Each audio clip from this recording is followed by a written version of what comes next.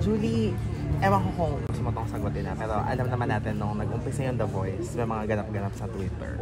Yes. Parang pinag-pit pa kayo ni Jolina na medyo baseless naman. I was actually aware and honestly, hindi ko rin po kasi alam kung ano pong magiging reaction ko pero sa totoo lang po talaga, ayoko po talaga ng mga, alam mo yun, na pinag-aaway kami. Ayoko po ng conflict sa kahit sino po, most especially sa mga co-artists ko. And simula bata pa lang ako, si Ate Jolens talaga parang naging ate-ate ko na siya. Simula nung bata pa lang ako, Popstar Kids pa lang po. So, perform kayo together, di ba? Yes, opo. Kaya parang wala naman po siguro reason para, alam mo yun, magkaroon ng resentment sa aming dalawa because I always look up to her and I always have been looking up to her and ayun po, tsaka wala po kung ano po inaangkin. Hindi naman title or whatever. Wala po sa akin yung mga titles po na yan. Wala po sa akin yung mga titles na yan.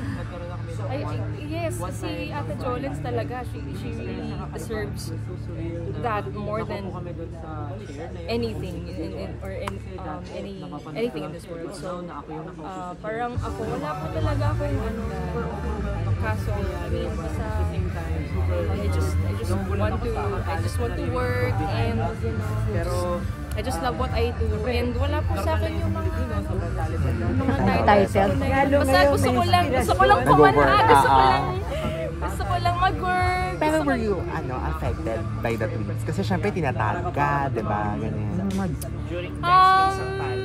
Syempre hindi naman po din maiiwasan na ma-feel bad about it because syempre din naman din kahit pa paano may pinagsamahan din naman po kami ni Ate Jolens. And hindi lang naman din po si Ate Jolens but of course yung mga ibang artists din po na before na nasa Kawiso Network. But you know, wala po kasi talagang reason bakit kailangan ko magkaroon ng conflict between us because first and foremost you know, magaan ng loob namin sa isa't isa.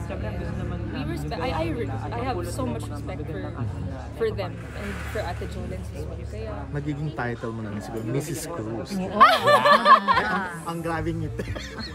Yan ang mas gusto ba? Mas gusto mo grabe naman yung with matching kilid. Ganda ng tawa mo. Laka ng tawa, Doon makikita, Julie, kung gaano ka naman ka-happy. Yung parang dead man sa mga pambabash at kung ano man dahil...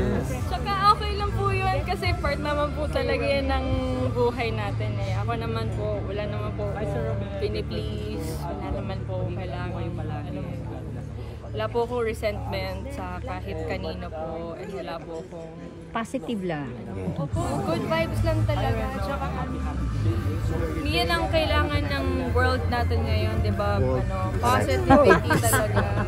Kasi ang daming mga nangyayari. So, yan, ang kailangan natin yung magtulong-tulong lang talaga. Tsaka, spread good vibes. Pero just to clarify, have you spoken kayo dalawa ni Jolens? Nag-usap ba kayo or do you see ba the need din? Parang wala pa po kaming chance Wala pa po kaming chance na magkita. But if ever, yes, of course. Tsaka, wala actually, parang tatawanan na lang namin yan kasi... Hindi naman sa inyo personal. Kasi big deal po talaga for the both of us. Kaya, ayun, parang... wala talaga kasi yung reason po. Kaya, yun. Good vibes lang. Good vibes po. Wala po talaga sa isip ko Kaya, happy.